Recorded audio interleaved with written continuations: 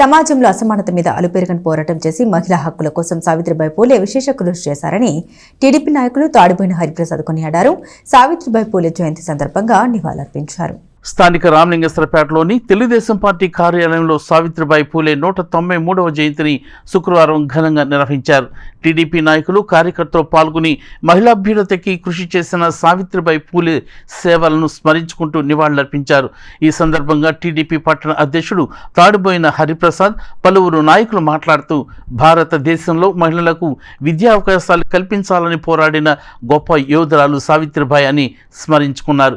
బడుగు బలహీన వర్గాల మహిళలను బానిసత్వం నుంచి అక్రమ రవాణా నుంచి కాపాడిన మహోన్నత మహిళ సావిత్రిబాయి అని వారు పేర్కొన్నారు. చిన్నతనంలోనే విద్యకు దూరమైనప్పటికీ మహిళలందరూ చదువుకోవాలని ఆమె ఎంతగానో పరితపించారని అన్నారు. భర్త జ్యోతిబా పూలే అడుగుజాడల్లో నడుస్తూ మహిళాభ్యున్నతికి పాటుపడ్డారని ఆయన ప్రశంసించారు. కార్యక్రమంలో పార్టీ నాయకులు మహమ్మద్ కుద్దూస్, జొన్నాదుల మహేష్, అన్నం పిన్నారావు, దివి అనిత, బోయపాటి అరుణ, కుదరవల్లి శ్రీనివాసరావు, దుర్గా ప్రసాద్, కాబేటి వేణుగోపాల్, కొండ రమాదేవి తదితరులు పాల్గొన్నారు. ఈరోజు మహాత్మా జ్యోతిరావు పూలే గారి సతీమణి సావిత్రి పూలే గారి జయంతి సందర్భంగా తెనాలి పట్టణ తెలుగుదేశం పార్టీ ఆఫీసులో కులాల మతాలకు అతీతంగా పొత్తులో భాగంగా జనసేన, బీజేపీ అందరి సహకారంతో ఆల్పాటి రాజా గారి సూచనల మేరకు ఈరోజు పట్టణ పార్టీ ఆఫీసులో ఆమె జయంతిని అందరూ ఘనంగా జరుపుకోవడం జరిగింది.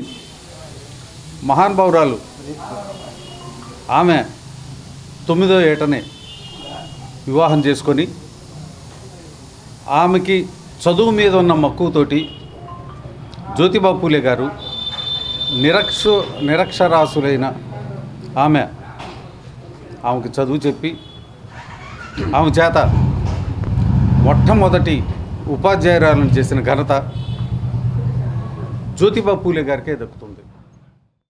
ఆవిడ యొక్క విధానంలో దాదాపు 34 స్కూల్స్ ఎవరైతే మహిళలు ఆ రోజు విద్య అభ్యసించలేకుండా దూరంగా ఉన్నారో ఆ స్కూల్స్ని స్థాపించి, అదేవిధంగా మొట్టమొదటి షేక్ ఫాతిమా అనే ఒక యువతకి విద్యను అభ్యసించి ఇరువురు కూడా ఆ రోజు పూర్తిగా మహిళలకు విద్యని అందించే విధంగా ఆయన కృషి చేశారు.